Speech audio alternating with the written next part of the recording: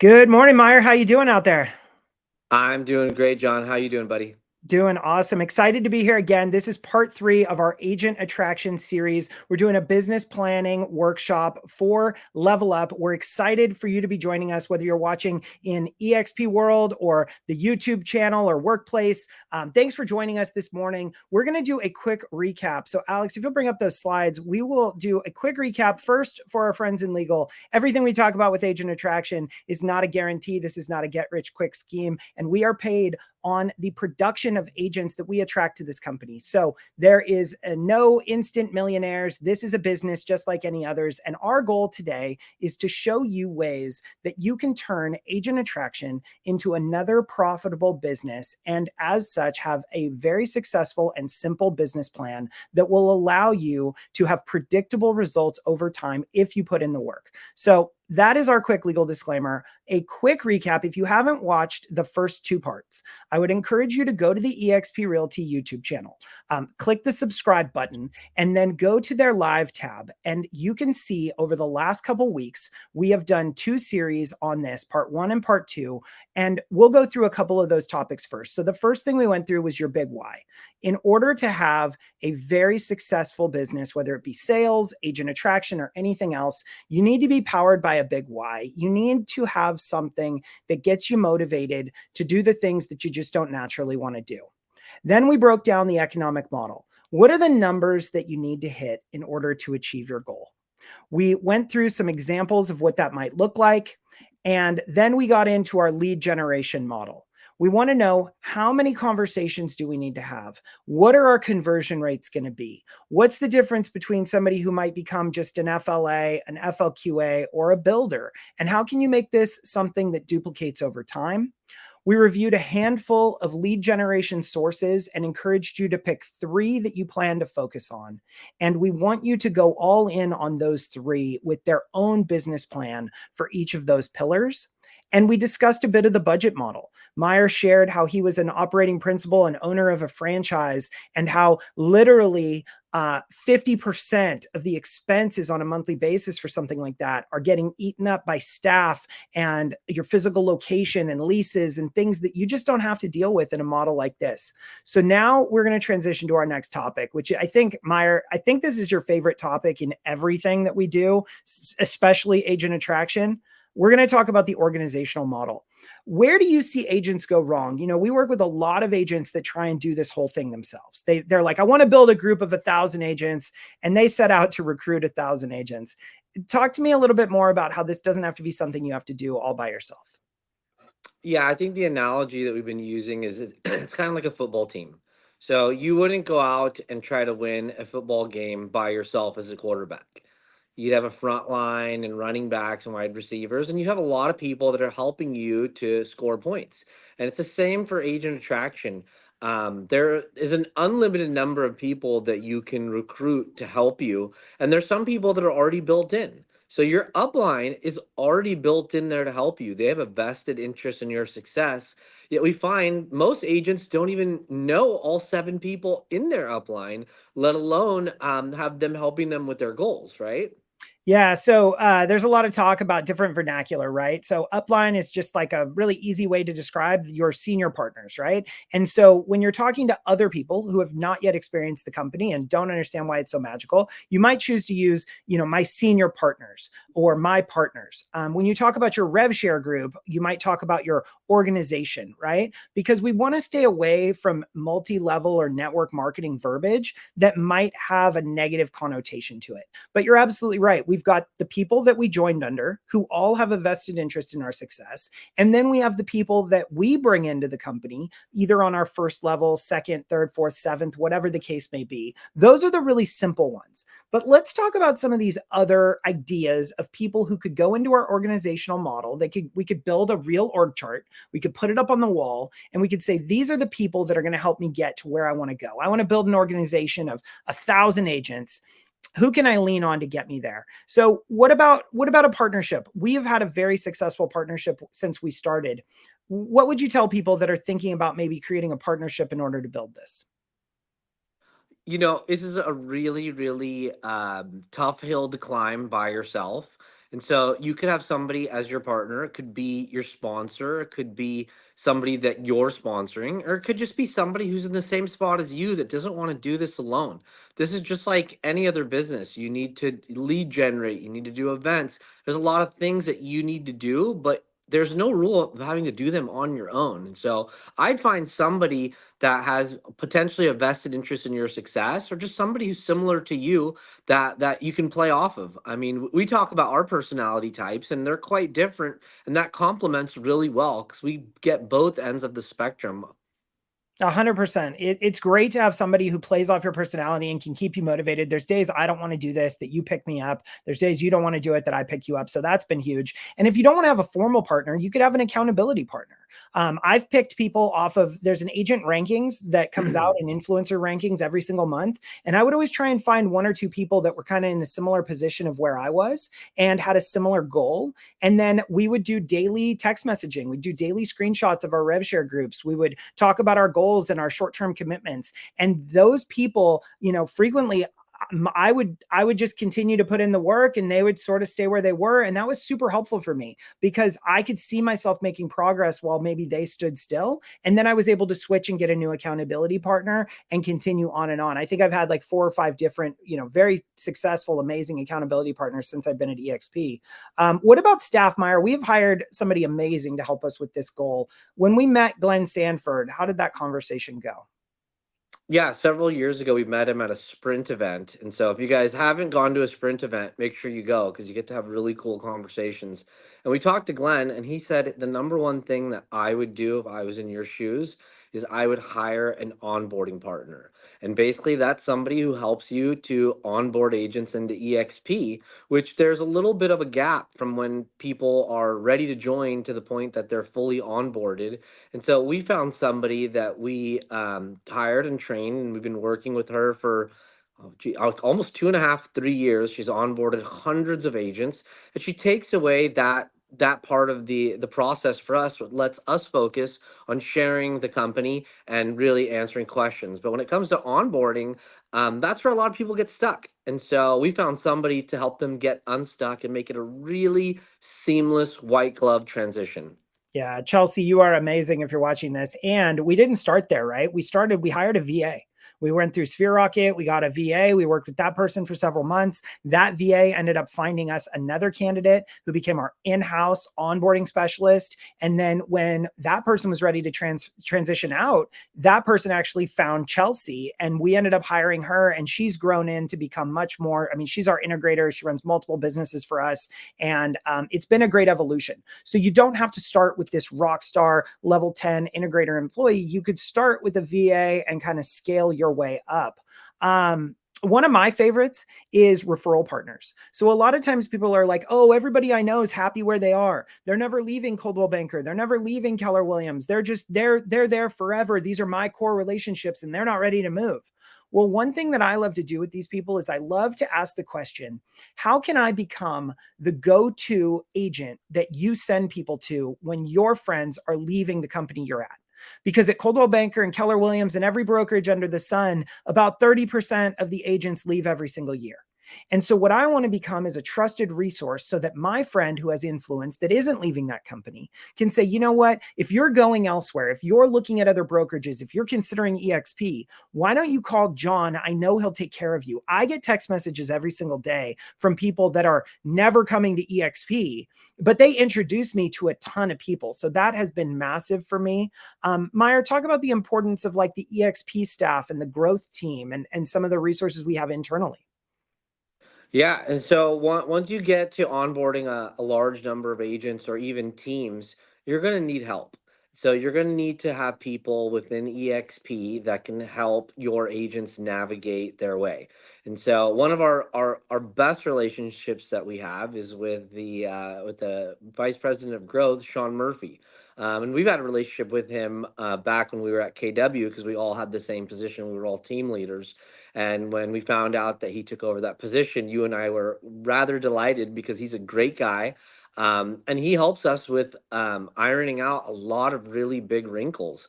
So it's been a great partnership so far. I'm very happy to have him there.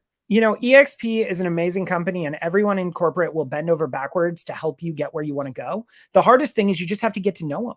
So you got to go to the events. You've got to meet the people. You've got to spend some time on workplace and work chat and build relationships so that you have those people to call on when you need somebody onboarded in a different state, or you need help with a big team that has some special requests or something like that. The EXP staff is phenomenal and so helpful. And Other let's not forget about the amazing brokers, right? We're a real estate brokerage, and so you might want to get to know the brokers pretty well. We know probably the best broker on planet Earth, who is now the regional for what, California, Hawaii, Yeah, and Nevada. Arizona, Hawaii, and Nevada. Anita Cruz has been incredible and helped us so much in so many different ways. Flown to places, done in-person meetings, set up events. It's been really crazy to watch her growth within the company and the way that she's been able to support our goals. Yeah, she's amazing. Well, we also have a couple others before we transition. EXP mentors. If you're hiring a bunch of agents who need mentors, you need to have relationships with mentors because they're going to expect you to pair them with people who can help them sell their first 3 transactions. Your builders, you need to bring in people that want to do this. You can't be the only person trying to build a big organization. You have to find other people who are excited about the opportunity of agent attraction, who are excited about the potential of rev share, that can do this with you. And you need to bring them together in a leadership group, and you all need to work collaboratively to build a big organization. I sponsored 33 agents, less than 1 agent a month over the last 4 years. And of those 33, only 19 of them are in production. So the other ones, like they're lovely people, but maybe they're not in the game right now, right? And so I like to say that me and you and those 19 other people, the 21 of us, we built the organization to 770 agents as it is today. And so you need to find that handful of leaders who can help you build something really big and something really incredible. And then the last one I'll plug, because we're coaches and we love it, is get a coach. Whether it's us, whether it's another person within EXP that coaches agent attraction at a high level. If you're serious about this, I don't know anybody who's number one or even competitive at whatever their chosen thing is without having incredible coaches. So please reach out to us if you have questions on that. And Mayur, what else do you want to say about the org model? Anything we missed that you feel is super important? A really good exercise that we coach people on is to draw it out. So start with yourself in the middle. You are the person that is lead generating, doing the appointments, you're onboarding, you're figuring everything out. And then start to draw some other circles there, right? If you make a relationship with a mentor, if you decide to reach out to Anita Cruz or Sean Murphy and have EXP staff and put the names of your builders on there. And when you look at these lists, you can see that it's not that hard to grow a large organization if everybody is helping to, add a brick. If you're going to build a house by yourself, it's going to be really, really hard. So draw an org chart, start filling in some names. And let's also make sure that we set our intention, we put our vision out there. What are you telling these people? Are you telling them you're going to recruit, build one agent, 2 agents, 5 agents? Is it a group of 500, a group of 1,000? Like, what is the vision so that they can buy into it and be very clear about how each of them can fill a role and what they can do to help you get there, and then help them with their life and their goals and their dreams. And if you help them with what they want to do, then they will in turn help you with what you want to do. One we left off here is so big: affiliates or vendors. How many people in the world want your business? They want your home inspector business. They want your title business. They want your loans. Well, hey, you may be able to bring me a buyer or seller. I don't know, probably not, right? When was the last time your lender brought you a great buyer? But if they want to cut the line and they want to become your new favorite lender, introduce me to some agents. Affiliates are the ones that are out there on a daily basis interacting with the most number of agents. They're the ones who hear when a manager just got let go. They're the ones who know when somebody's unhappy. They're the ones who know when somebody's, looking for bigger opportunities or more training or whatever the case may be. So don't be afraid to lean on your affiliates for that. And I just think the organizational model is one of the most overlooked pieces of agent attraction, and one of the things that's going to create the biggest outcomes. Then the last thing I want to get to on this deck, and we're going to switch over to the other one in 1 second, is, guys, I'm going to give you some homework. I really, really want you to sit down and do this. Go back to part 1, go back to part 2, watch this on part 3. Fill out the 4 models. Complete your wealth chart. We're going to talk about that in a second. Your freedom numbers, your goals, your actuals. Calculate or start to track your conversion rate, your growth rate, your attrition rate. If you don't know it, put placeholders, but you have to know these numbers in order to treat this like a business. Set a goal for your organizational size. Set a goal for how many levels you want to unlock. Set a goal for where you want to rank on the influencer list. How much money do you want to be making per month? What percentage of profit are you going to take home? Are you going to run your rev share group at 90% profit, 40% profit, 100% profit? Are you going to reinvest every penny until you get to a certain number? What about your attrition rate? How many agents are leaving, right? Track these numbers. Do the conversation with your family regarding your big why. What happens if you succeed and what happens if you fail? And make your lead generation pillars into their own business plan. Set a realistic budget and complete your org chart in detail. This is the homework I would encourage every single person watching this to tackle at a 10 out of 10. If you do this one sheet and you tackle it at a 10 out of 10, you will be miles ahead of the competition when it comes to 2024. So please do that. If you have questions on the homework, feel free to reach out to me or Mayur anytime. And we're going to load up these other slides, and we are going to share a couple of things with the time we have left regarding how to do this on a step-by-step basis. So Mayur, we created this daily worksheet. Let's just spend 30 seconds here. Why do you like this document? It keeps things simple. Here's what you need to be doing every single day. You need to set up appointments. You need to reach out to people about the opportunity at EXP. Hopefully, some of your lead gen levers will bring agents to you. It's called agent attraction. So you'll have some inbound leads as well as making your outbound. And the goal is to write down and set up, 2 or 3 or 4 appointments. Know what the most common objections are so that you are better prepared to handle them the next day, and focus on what was the best part and what was the worst part. Yeah, this is the exact formula that we used every single day to build brokerages and that we've used to build our agent attraction group. Use this worksheet. It is incredibly straightforward. It's very easy, and it is going to lead right into this. So the list of 200, right? You might have heard this from somebody else. We've talked about this a little bit. This is a really easy worksheet that you can use to create a list of 200 agents. Number one, we're going to use sources like, who are your referral partners? Who are the influential agents you know on Instagram, social media in your market? What about agents you've met at Broker Preview? How about somebody that someone in your database knows? What if you call your friend from another state and say, hey, aside from me, who's a great real estate agent that you know? You can call everyone in your phone and ask them the simple question of, other than me, who's an awesome real estate agent you know? Everyone knows like 3 to 5 real estate agents. Hey, I'm looking to increase and grow my referral network. Could you introduce me to them?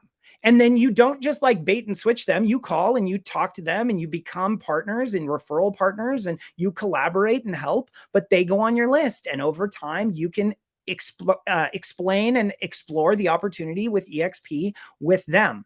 You got local top agents, agents you've done transactions with through co-op, agents you meet at open houses, top real estate, top real trends agents list, right? You've got America's Best, the Wall Street Journal. There's a bunch of places that publish the lists of top real estate agents. There's no shortage of places to find potential relationships. Mayur, once we figure out a bunch of sources and we start to put all these names down, what should someone do with their list of 200 to make it more impactful? Yeah, you want to basically put 2 scores next to each name. The first score is going to be their EXP score, and that's how interested they are in joining. So if somebody's been asking you questions about, the company and the stock and all these great things that we have to offer, I'd probably rank them pretty high. If somebody says, "Hey, John, it's nice to talk to you. Please don't pitch me on EXP. I'm never joining." They're going to be closer to the 0 to 1 range. The second thing that you want to do is have a relationship score, and it works the same way. A 10 is, hey, the best man at your wedding. A 0 is somebody that you've never talked to. And your goal is to increase both of those scores for everybody on this list. And so how would you do that? Well, you'd reach out to them and you'd offer them something of value. Let's jump into this. So we would maybe invite them to a regional event. We would maybe ask them how their business is going and where their biggest holes are, and if we can share a resource with them or something that would be interesting. We might invite them to a private event or a training. We could even put our own Eventbrite or online digital training or something.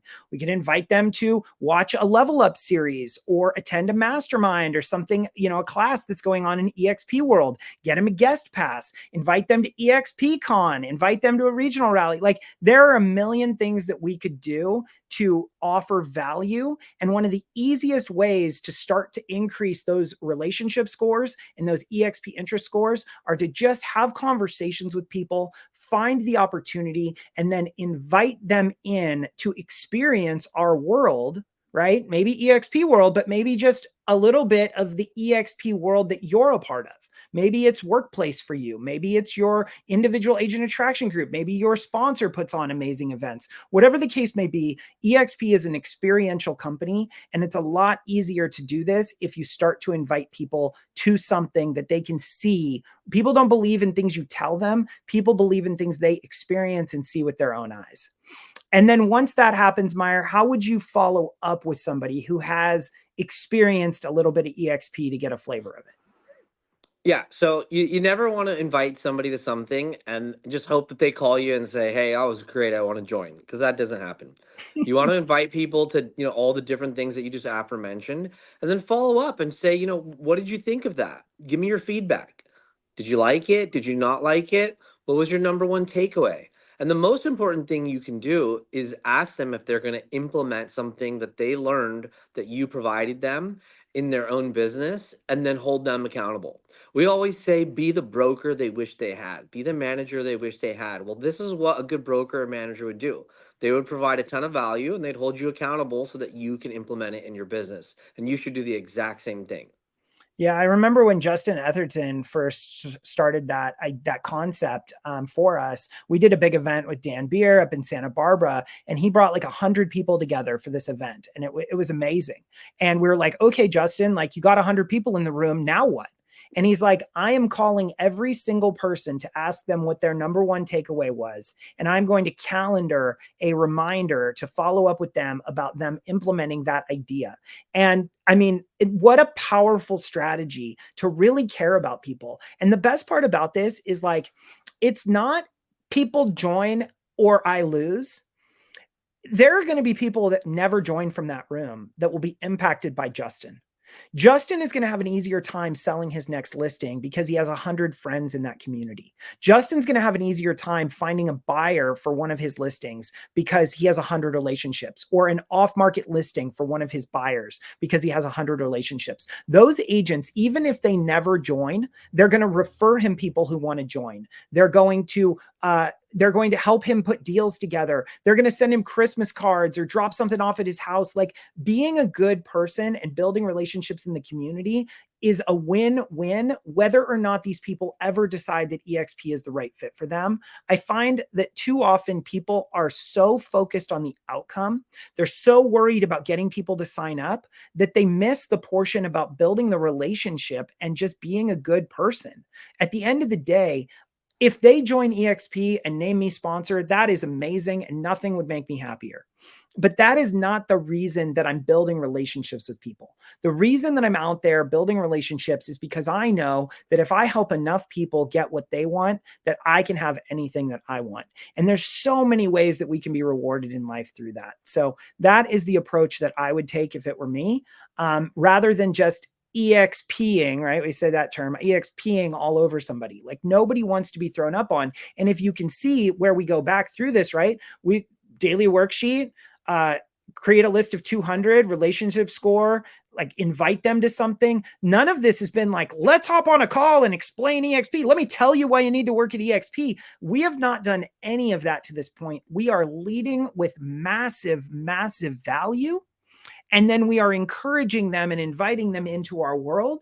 And then we are opening the door to a conversation with the people that are ready to have it. Mayur, out of an event, let's say 100 people attend the event or 10 people attend the event. How many people do you think are going to translate to an actual let's talk EXP conversation? About 10%. Yeah. If you invite 100 people, I think 10 of them are going to be ready to talk about EXP at some point in the next 6 weeks. And if you have a small event, you invite 10 people, you're probably going to get 1 to 2 people that are serious enough to say, you know what, I really would like to have that conversation. And then the last thing is we're going to set up a 3-way call. So Mayur, what is a 3-way call? We're going to go into more of like effective closing strategies and a little bit about transition plans and how to do the appointment. But just to set up the appointment, what are the key things that you would recommend an agent do in order to get somebody on it? And what the heck is this anyway? Yeah, so I think it was Brent Gove that told us how he sets up his. And when he has an agent that is somewhat interested in EXP, he has his partners jump on a call. And what he does, he tells them, "Hey, I would love for you to talk to my partners. They've changed my life. They are really great at answering questions and helping to guide you. And I have the availability to get you on a call with them, let's say tomorrow at 9 o'clock." And that's it. He just shows a tremendous amount of enthusiasm at the opportunity for the potential recruit to speak to his partners. And then he gets people on the call that are, really, really good at understanding how to do a needs analysis and seeing how to help the other agent on the other end. Yeah, 100%. And some of the things that we've seen have been super effective with this is when you have somebody engaged in EXP, you can't validate yourself. So I can't get on an appointment with somebody and be like, well, you should join me because I'm so great and I'm so this and I'm so that. But if I get on with you, I can be like, well, if Mayur says that he has room in his schedule to work with you, you'd be crazy not to take him up on it. Or when you partner with somebody like Mayur is going to be able to help you grow your business through XYZ. So I can validate and verify you and put you on a pedestal the entire conversation. You can't do that with yourself. So that's the magic of why this works. If you go onto Brent Gove's website under the Agent Attraction Resources tab, there's a video done by Casey Council Jiha. It explains the 3-way call at a very high level. It is the best training on why to do this and how to do this. So I won't go into every single detail. But some of the details we found important are send a calendar invite. Do you know how many people book appointments and don't send simple calendar invites with reminders and the information needed in order to effectively log into that call? Like just getting them there is half the battle. The next thing is find a match for the 3-way call. So down here we have teams and brokers. So if you had somebody who was a big brokerage or a big team, who would you get them on with? Like we might get him on with Chuck Fazio. He ran the largest single office brokerage in America. He's great with big brokerages that want to consider joining EXP. What if they were from KW? Who would be a good KW agent who can talk about the differences between when they were at KW versus when they're at EXP? What if they're coming from Compass or Coldwell Banker or they're an independent? Who do you get on the phone for a capper versus who do you get on the phone for a brand new agent? If you call, let's say Kyle Whistle and say, hey, I need you for a 3-way call with a brand new agent who just got their license last week, Kyle's never going to take your call again. So you have to have different people, but depending on who your potential partner is, that are going to be the right match for this call. And then lastly, if you want to do anything in commercial, you must have some relationships with commercial agents because you cannot just step in and cold pitch anybody on commercial. It's a totally different animal. We have 770 agents. We have 2 that are in commercial because it's just not something that we're experts on and that we focus on, but it is a massive, massive opportunity within the EXP agent attraction revenue share game. So these are our best tips for that. I'm going to go ahead and remove these slides. Mayur, anything else you want to leave them with today? Where do you want to send them off with this message? I think you did a really great summary and told everyone, if you're really serious about this, we've given you guys the groundwork. Go back, watch the first 2 classes that we had, do the homework, do this one, and then reach out to either of us and say, hey, John, Mayur, I did everything that you guys talked about in the first 3, and here's where I'm stuck, or here's where the road is, which way to go. And the whole point of this is to not have to figure everything out on your own. We've been doing this for many, many years. And so we already know where all the roadblocks are. We know where the potholes are. We know when you need to turn left. We know when you need to turn right. And so we're both very easily reachable. Do the homework, reach out to us, and let us help you with your journey. Hit us up on Workplace, Work Chat. My Instagram and TikTok is right here down below. We would love to help you guys. Honestly, there are 14 agents every single day who join EXP who do not name a sponsor. And that, in my opinion, is criminal. And so we all, you watching this, myself, Mayur, and everyone else needs to do a better job of being an option for these agents and putting it out there so they know that they have someone they can come to. No one should ever join EXP without a sponsor. And it is my mission to make sure that that number goes down to 0. So we are here to help you. We're going to turn it over to Alyssa. Stay tuned for the rest of this incredible Level Up series. You are going to love the remainder of what we have today. Back to you, Alyssa. Thanks for having us.